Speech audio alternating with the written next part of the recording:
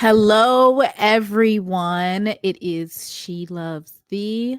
Thank you so much for tuning in to my channel. If you would please like and subscribe. Before we get started, today I want to go ahead and discuss basically the Sheduer Sanders slander from certain people that are upset that Davius Richard was not awarded the Black College of the Year award.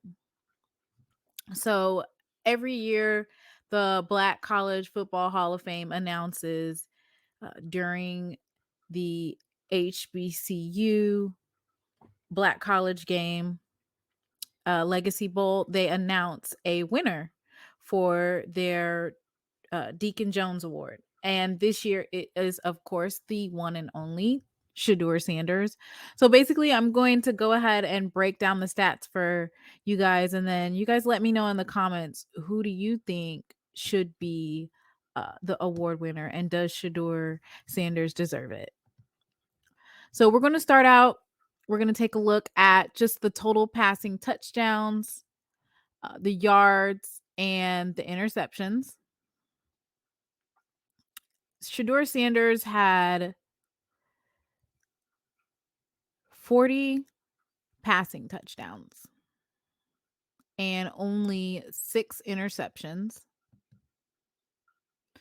And Davius Richards had 25 touchdowns,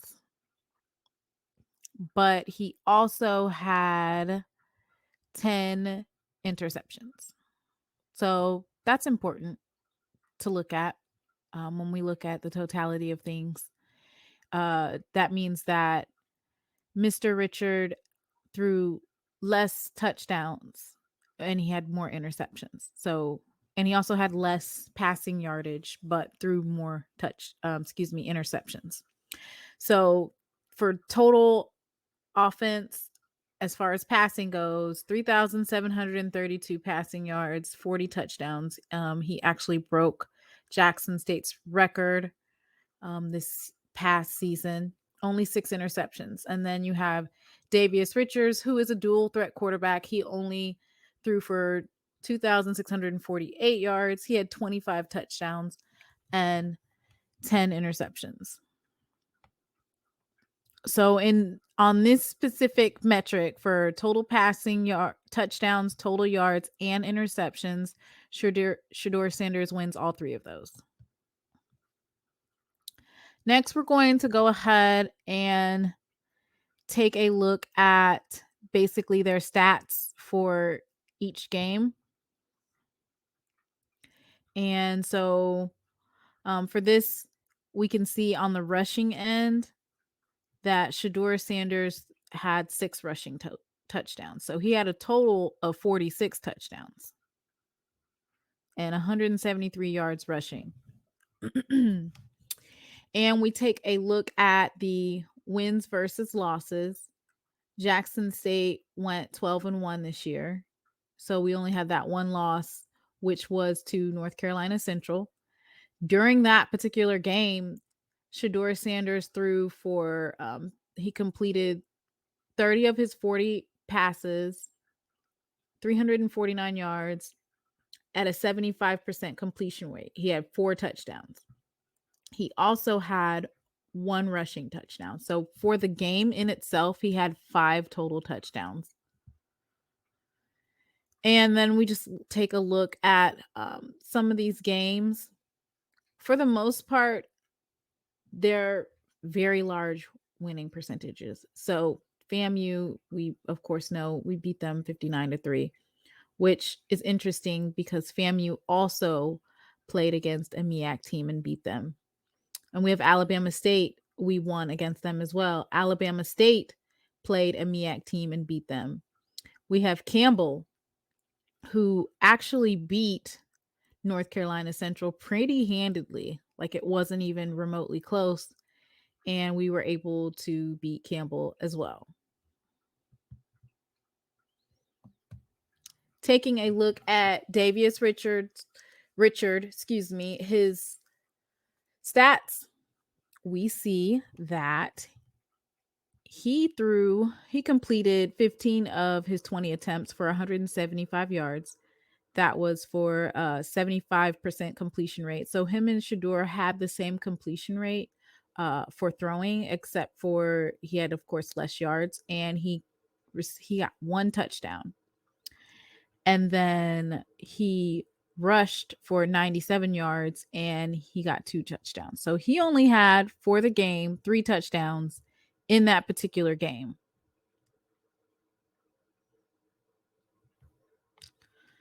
And taking a look at their strength of schedule, there's some questionable teams on here. Of course, there's Winston-Salem State, which is a D2 school, and they won 41-0. And let me see where else University of Virginia, Lynchburg. They're a winless team this past season. And he got 3 passing touchdowns from them and 1 running touchdown. So 4 of his touchdowns was against University of Virginia, Lynchburg. And of course, then we see that Campbell lost, and they also lost to South Carolina State, who lost to FAMU from the SWAC. So looking at the overall MEAC standings versus Jackson State, overall in the conference, they were 4-1. They lost to South Carolina State, who is at the bottom of their conference. And then we have Jackson State, who, of course, is at the top of our conference. And there's a reason why we don't play more than 2 games outside of our conference. And that's just the way that the SWAC bylaws are set up. So there's not really anything that we can do about that. But after looking at the games that they played, none of those games stand out to me as like especially hard. So if we actually look up the strength of schedule, we would see that Jackson State was rated slightly above having a harder schedule than North Carolina Central University. And I'm going to go ahead and pull that up because I thought that was interesting. When people talk about, oh, we played out of conference teams, your strength of schedule was actually less, like it was less harder than ours. So we played everybody in our conference and our strength of schedule was still harder than yours. So I'm going to try to find that particular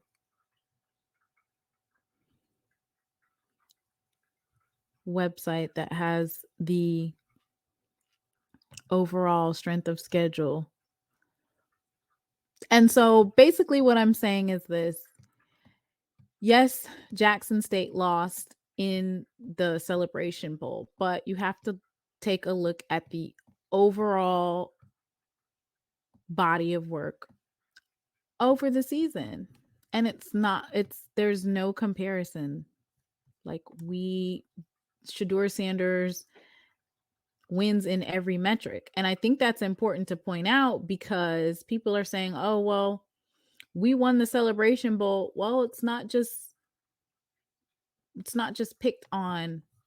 predicated on the Celebration Bowl. You have to take into account the whole season. So let's go ahead and take a look at the ratings for strength of schedule.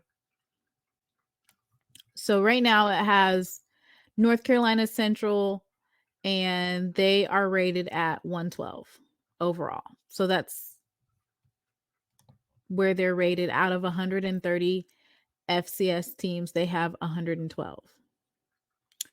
And then we go ahead and we look at Jackson State. They're actually right neck and neck, 109 and 112. It looks like there was a change in the spots. So after it was all said and done, Jackson State, who finished 12-1, and their strength of schedule was 109.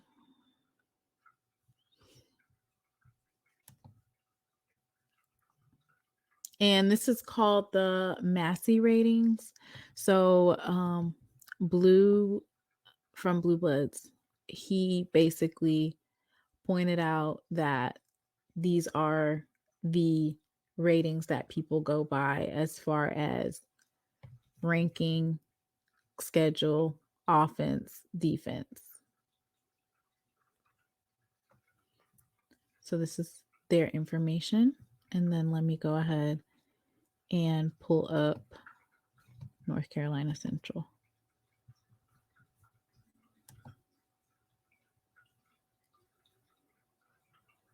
There we go. And that's what I was trying to show you, is that Virginia Lynchburg literally was 0-10 this year. Like, they didn't win a game. Winston-Salem State, which is a D2 school, they were 3-6 this year. South Carolina State, to which they lost, they were 3-8 this year. Texas Tech was not good either. They were 4-7 this year. Norfolk State was not good this year. They were 2-9 this year. Morgan State was not good this year. They were 4-7 this year. And let's take a look at Jackson State's to be fair and balanced. We won against Southern University was 7-5. Alcorn State was 5-6. Alabama A&M was 4-7. Texas Southern was 5-6. Southern University was 7-5, and 2 of those losses came from us. So we played them in the celebration, or excuse me, in the SWAC championship, and then as well as regular season.